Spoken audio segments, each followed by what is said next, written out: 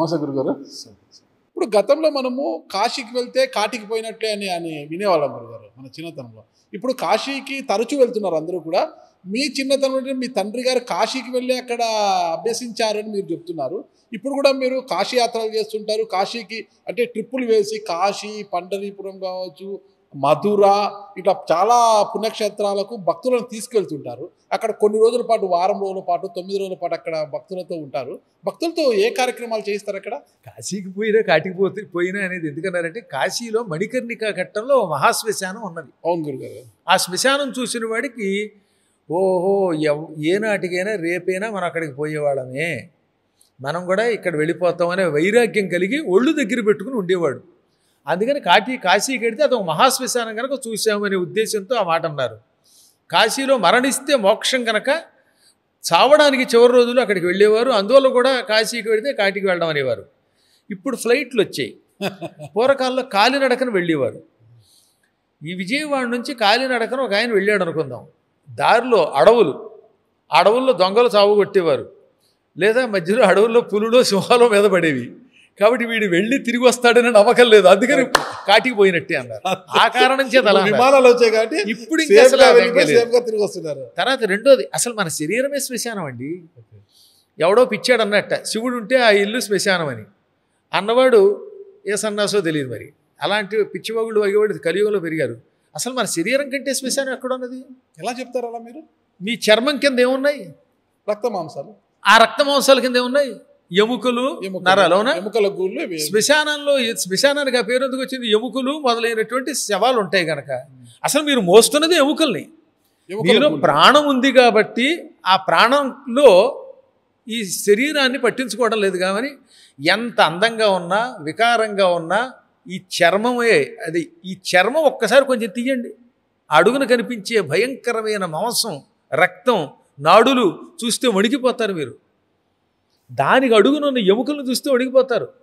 కాబట్టి మన శరీరంలో ఉన్నవన్నీ ఎముకలు, నాడులు, వీటిలో ఉన్న గుజ్జు, మజ్జ, చీము, నెత్తురు, వీటితో కూడిన ఈ శరీరం తాత్కాలికంగా చర్మం అనేది ఒకటి ఉంది కనుక అందంగా కనబడుతోంది. ఒక స్త్రీని అందంగా ఉందని ఎందుకు అనుకుంటున్నాడు అంటే ఆ పై చర్మం కనబడుతోంది, అవయవాలు పైన కనబడుతున్నాయి. ఒకసారి కిందకి వెళ్ళి చూడండి మీరు, లోపలికి వెళితే భయం వేస్తే ఎక్స్రే తీసి చూపించండి వాడికి. ఒకసారి పెళ్లి చూపులకు వెళ్ళినప్పుడు ఆహా బాగుందిరా రంభలా ఉందనుకుంటున్నాడే, ఆవిడ్ని ఓసారి మొత్తం ఎక్స్రే తీసి చూపించి ఇదిరా అసలు రూపం చూపిస్తే దెబ్బగా అడిలిపోతాడు వాడు. అందుకే శంకరులు వారు ఏమన్నారు, నారీ స్తన భర నాభీదేశం దృష్ట్వా మాగా మోహావేశం ఏతన్మాంసవసాది వికారం మనసి విచింత్య వారం వారం భజ గోవిందం భజ గోవిందం గోవిందం భజ మూఢమతి. అందులో ఏమన్నాడు? స్త్రీని చూసావు వెంటనే మోహావేశం పొందుతున్నావు. ఎందుకని? ఈ స్తనాలు, నాభి, ఈ శరీరంలో ఆకారం చూస్తే అట్రాక్ట్ అయ్యావు. వారు పిచ్చాడా? దాన్ని చూచి మోహావేశం పొందకరా. ఇదంతా కూడా మాంస వస ఆది వికారం, వీటితో కూడినది. పైన ఈ చర్మం ఉండడం వల్ల మోహం పొందుతున్నావు. లోపల చూడు, మాంసం ముద్దలు, కొవ్వు, ఆ లోపల ఉన్న ఈ కాళ్ళలో ఉన్న మధ్య అంటే గుజ్జు, ఇవన్నీ ఉంటాయి. ఇదంతా ఎముకలు, వికృతం, వీటితో కూడిన ఒక నడుస్తున్న శ్మశానం ఇది. రేపు పొద్దున్న శరీరంలో ఈ పంచభూతాలు వెళ్ళిపోయాక తీసుకెళ్ళి అందులోనే పడుకోబెడతారు. కాబట్టి వీడు శ్మశానమే, వీడి శరీరంలో ఉన్నదంతా దరిద్రం. దారిద్ర్యంగా ఏంటండి? మీరేమో మంచి అద్భుతమైన కూల్ డ్రింక్ తాగారు, కాఫీ తాగారు, పాయసం తిన్నారు, లడ్డూ తిన్నారు.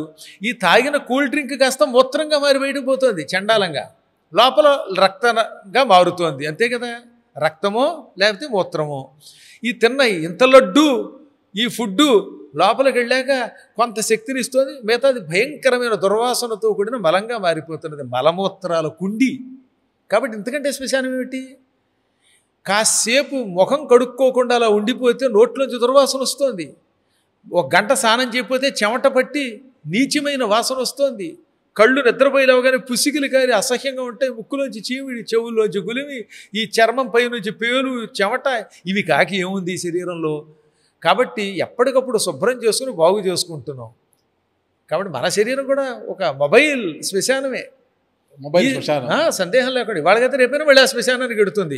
కాబట్టి ఎప్పుడైనా పరమాత్ముడు ఉండేది శ్మశానం, నువ్వు ఉండేది శ్మశానం, నీ బతుక్కు కూడా శ్మశానమే. నువ్వు ఎంత గొప్ప భక్తుడివి, నా భక్తుడు కాకపోయినా శివుడు అంటే నీకు ద్వేషం ఉన్నా రేపు పొద్దున్న నీ బతుక్కి నిన్ను అక్కడికి తీసుకెళ్ళి తగలేస్తే లేకపోతే పాతి పెడితే ఆ శ్మశానంలోనే తగులాడతావు. అంత బాగా చెప్పారు మన పెద్దలు.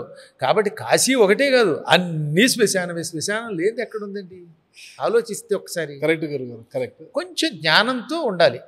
అలాగని దీని మీద చుగుప్స పెట్టుకుని బతకలేము. జ్ఞానం మాటను అజ్ఞానులు అయిపోతున్నారు అదనమాట. అంతే కదా. ఇంకొక చిన్న విషయం, ఇప్పుడు కోరిన కోరికలు నెరవేర్చుకోవడానికి మనము దేవతల్ని దేవుళ్ళని పూజిస్తుంటాము, ప్రతిరోజు ఆరాధిస్తుంటాము, దీపారాధన చేస్తాము. కోరికలు తెలియదు, ఆ దేవుడు కలిగిన పలానా దేవుడిని కొలిస్తే నా కోరికలు నెరవేరాయి, ఆ దేవుడిని వెళ్ళు నిత్యం పూజించదు అని చెప్తే వెంటనే దేవుళ్ళని మార్చేస్తున్నారు. కొంతమంది అయితే మతాలను మార్చేస్తున్నారు.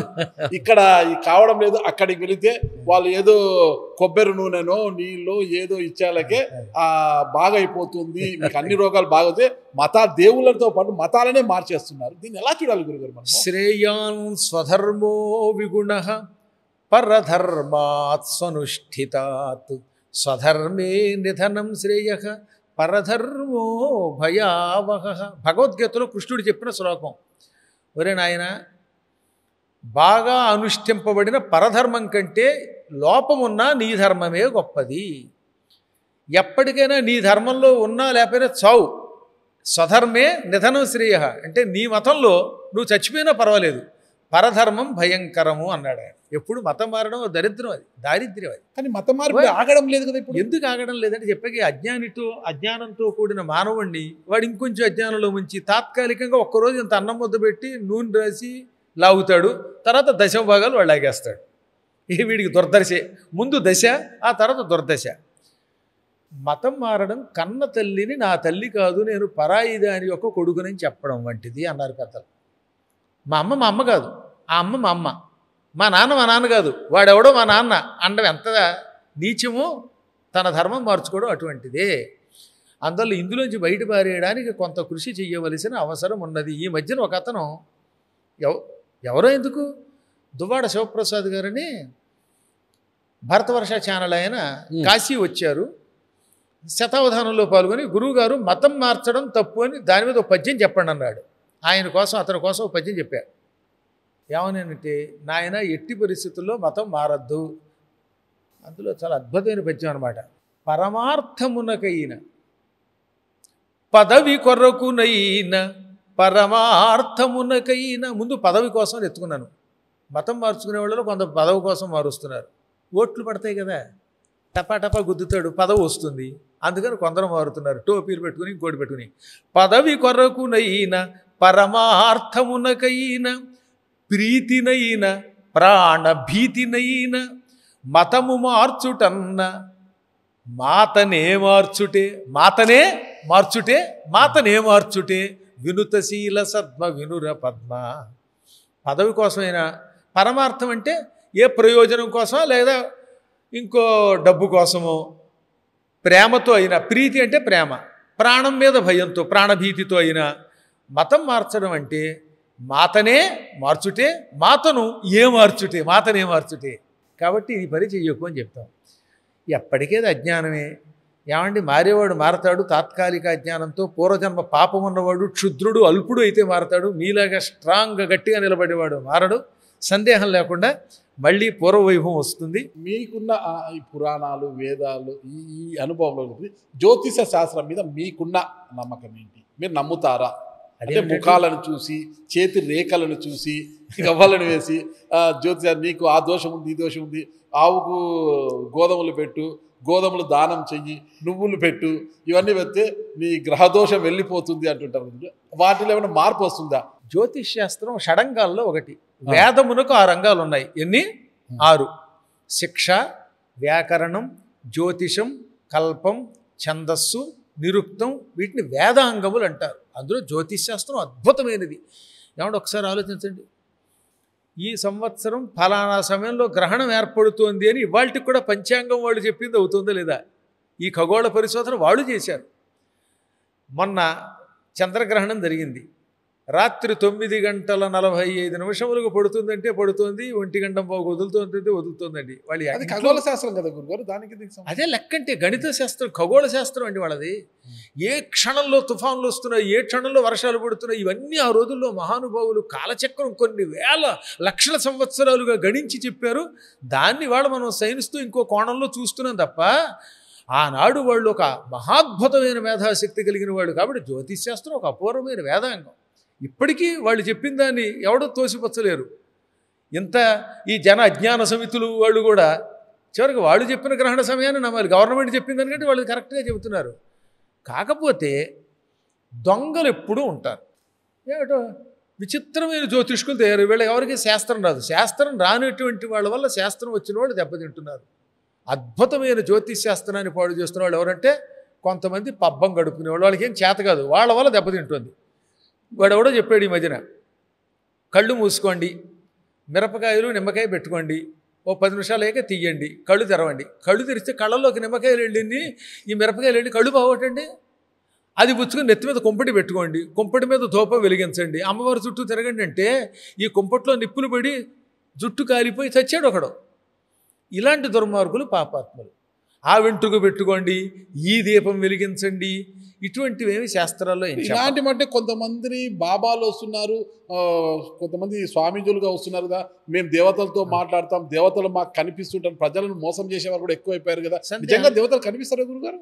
ఏమంటే దేవతలు కనబడితే మాత్రం, దేవతలు కనబడ్డారని డబ్బులు మిమ్మల్ని దగ్గర వసూలు చేయడం ఎంత తప్ప. అసలు మీ అనుభూతి వల్ల మీకు కనబడితే మీరు నిజం చెప్పిగా బయటకు వచ్చి చెబుతారా? అరుదుగా ఎక్కడో కనబడతారు ఒక్కొక్కసారి. ఆ దివ్యశక్తి లేకపోవడం కాదు, ఉంది. కానీ ఆ శక్తిని ఉపయోగించి మోసం చేసే దుర్మార్గులు ఈ కలియుగంలో పెరుగుతారు. నిజంగా మహానుభావులు అయితే మీ దగ్గరికి వచ్చేసి ఏమండో నా దగ్గరికి రండి, నేను మిమ్మల్ని రక్షిస్తానని అండం. ఎలా రక్షించగలుగుతాడు? మీకు ఒక కర్మ ఉన్నది, మీకు కష్టం ఉంది, ఆ కష్టం మీరు అనుభవిస్తూ కొంచెం కొంచెం ఈ మంత్రానుష్ఠానంతో మీరు తగ్గించుకోవాలి తప్ప ఒకేసారి మీ కష్టం ఎవడో తొలగించలేడు. ఒకేసారి ఆకాశం నుంచి ధనం ఊడిపడదు. కాబట్టి జ్యోతిశాస్త్రం పేరుతోటో లేకపోతే పిచ్చి పిచ్చి పూజల పేరుతోటో మోసం చేసేటటువంటి వాళ్ళు కలియుగంలో ఎక్కువైపోతారు. వీళ్ళు కలిపురుషుల యొక్క లక్షణాలతో పుట్టినవాళ్ళు. అవి నమ్మకండి. మీ కష్టాన్ని నమ్ముకోండి, భగవంతుడిని గట్టిగా పట్టుకోండి, మీరు చేయవలసిన పని చేయండి. మీకు రొంప వస్తే మీరు మందు వాడాలి, కానీ నేను హామ్ పట్టంటే మీ రోగం ఎలా తగ్గుతుంది? అది తగ్గుతుందంటే వీడు దొంగ. డబ్బుల కోసం నాటకం ఆడుతున్నటువంటి వాళ్ళు, వాళ్ళ బుట్టలో పడద్దని చాలాసార్లు నేను కుండ బద్దలు కొట్టినట్టు చెప్పాను.